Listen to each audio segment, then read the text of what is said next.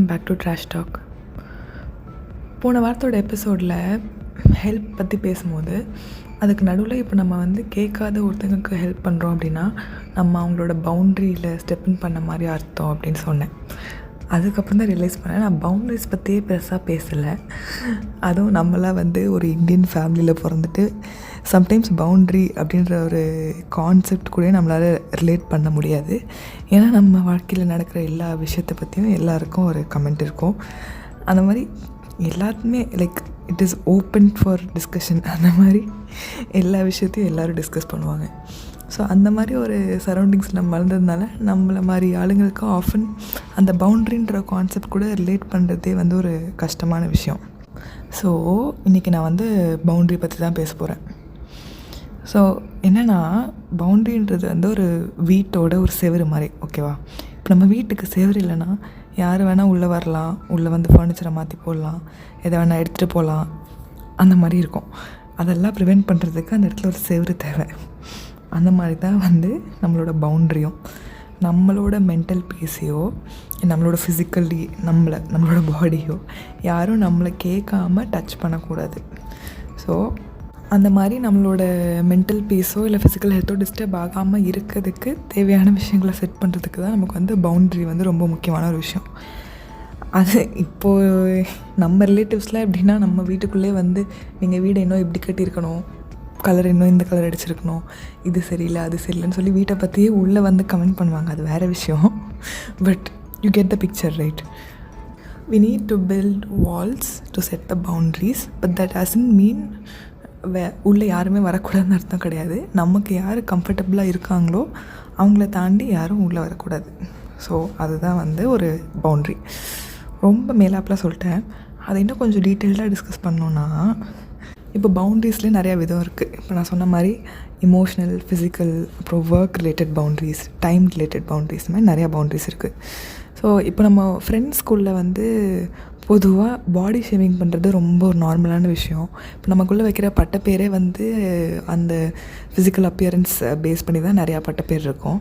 அதை தாண்டி இப்போ நம்ம ஒரு க்ளோஸ் ஃப்ரெண்ட்ஸ் கேங்கில் அவங்கள நம்பி ஷேர் பண்ண ஒரு பர்சனல் இன்செக்யூரிட்டியை ஈஸியாக 4 பேர் முன்னாடி சொல்லி கலாய்ச்சிருவாங்க, in the name of just for fun.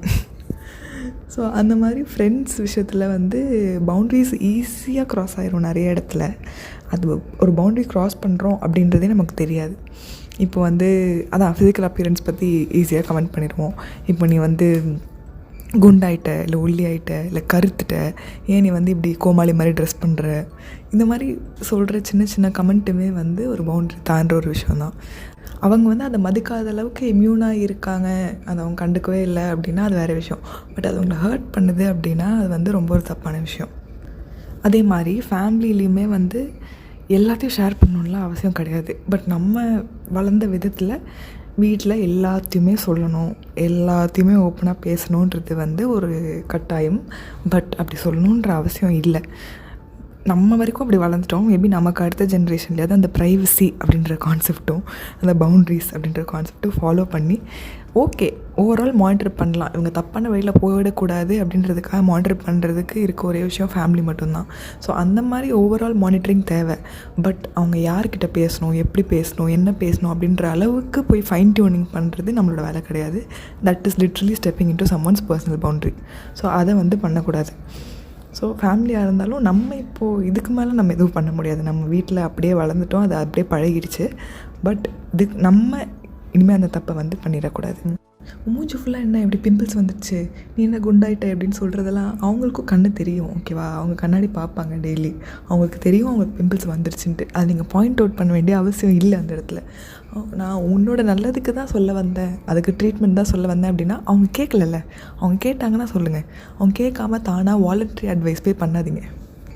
At the same time receiving எண்டில் இருக்கவங்க ஃபஸ்ட்டு டைம் ஒருத்தங்க உங்களுக்கு அன்கம்ஃபர்டபுளான ஒரு விஷயத்த சொல்கிறாங்க அப்படின்னா அப்போவே இது எனக்கு கம்ஃபர்டபுளாக இல்லை, நீங்கள் இப்படி பேசுகிறது எனக்கு பிடிக்கலை அப்படின்றத சொல்லிடணும். அதை எக்ஸ்ப்ரெஸ் பண்ணாமல் அவங்களுக்கு இடம் கொடுத்து அவங்க இன்னும் ஃபஸ்ட்டு மேபி நீங்கள் மட்டும் இருக்க இடத்துல அவங்க சொல்லியிருக்கலாம். அப்போ நீங்கள் ஒன்றும் சொல்லாமல் விட்டு இன்னும் 2 பேர் இருக்க இடத்துல சொல்லலாம், 4 பேர் இருக்கிற இடத்துல சொல்லலாம். அந்த மாதிரி பப்ளிக்காக அவங்க கலாய்க்கும் போது அப்போ நீங்கள் காண்டாகி அழுகிறதுனாலையோ இல்லை கத்துறதுனாலையோ ஒன்றும் ஆக போகிறதில்ல. அந்த ஸ்பேஸை நீங்கள் கொடுக்கக்கூடாது. ஃபஸ்ட்டு உங்களுக்கு ஒரு விஷயம் அன்கம்ஃபர்டபுளாக இருக்குது அப்படின்னு தெரியும் போதே அதை வந்து ஸ்டாப் பண்ணுறதுக்கான ஸ்டெப்பை நம்ம எடுத்துடணும். ஒர்க் பிளேஸ் பவுண்ட்ரிஸ் வந்து ரொம்ப ரொம்ப முக்கியம். அவன் சம்பளம் கொடுக்குறான்னு நான் இல்லைன்னு சொல்ல, பட் அதுக்காக ராப்பகலாக ஃபேமிலி கூட டைம் ஸ்பெண்ட் பண்ணாமல் நமக்குன்னு ஒரு பர்சனல் லைஃபே இல்லாமல் மொத்தமாக சாக்ரிஃபைஸ் பண்ணிட்டு வேலை பார்க்கணுன்னு ஒரு அவசியமும் கிடையாது. இந்தியாவில் இருக்க முக்கால்வாசி கம்பெனியில் அப்படி தான் எக்ஸ்பெக்ட் பண்ணுறானுங்க, அப்படி தான் ட்ரீட்டும் பண்ணுறாங்க. பட் அதை சேஞ்ச் பண்ணணுன்னா நம்ம ஒரு இடத்துல திரும்ப வாய்ஸ் ரேஸ் பண்ண ஆரம்பித்தா மட்டும்தான் முடியும்.